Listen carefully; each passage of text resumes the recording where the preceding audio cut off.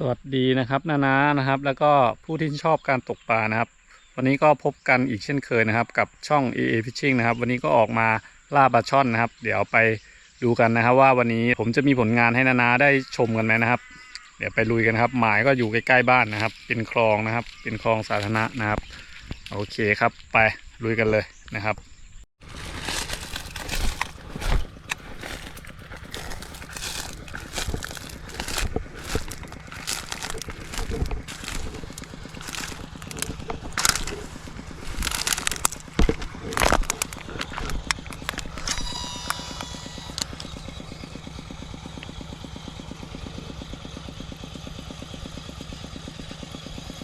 ปุ้มไหม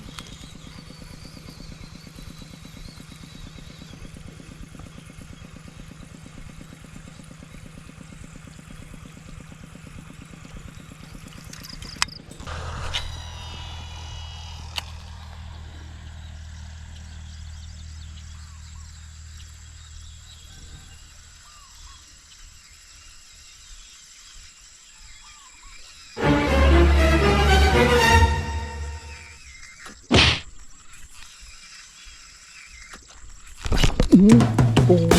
มีอยู่นะ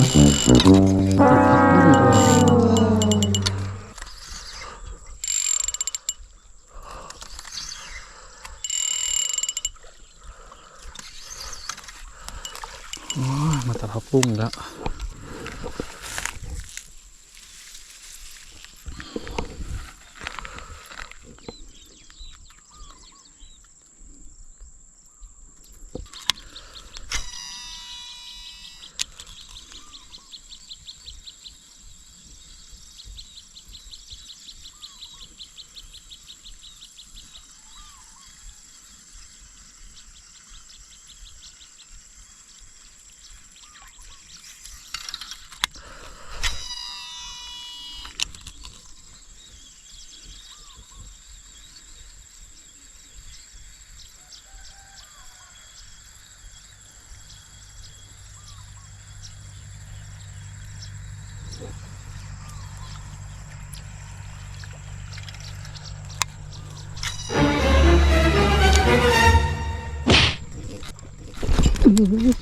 โอ้โหตัวใหญ่เลยนะครับตัวนี้โอ้โหกระชากไปเลยไม่ได้ส่งเลยเมื่อกี้กระชากไปเลย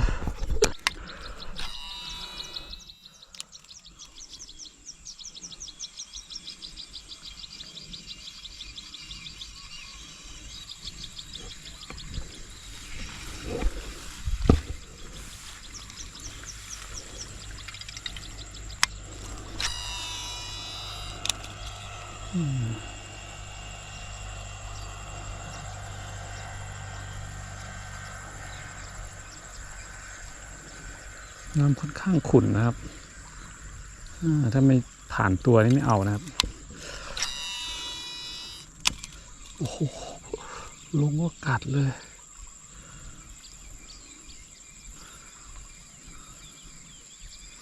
ตุ้มไหมมันจะมีอาการ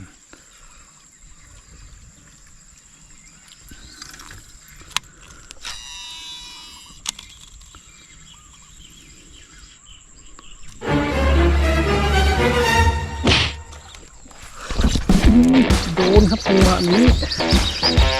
มาแล้วครับตัวแรกครับตัวแรกของวันหลุดพอดี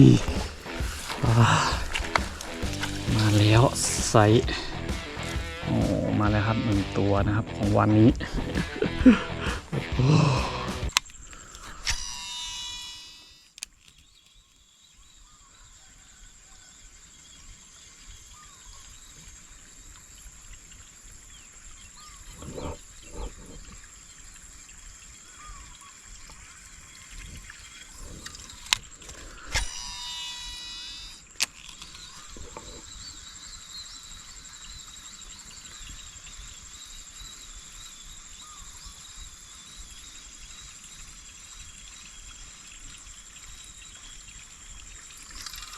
ไม่มี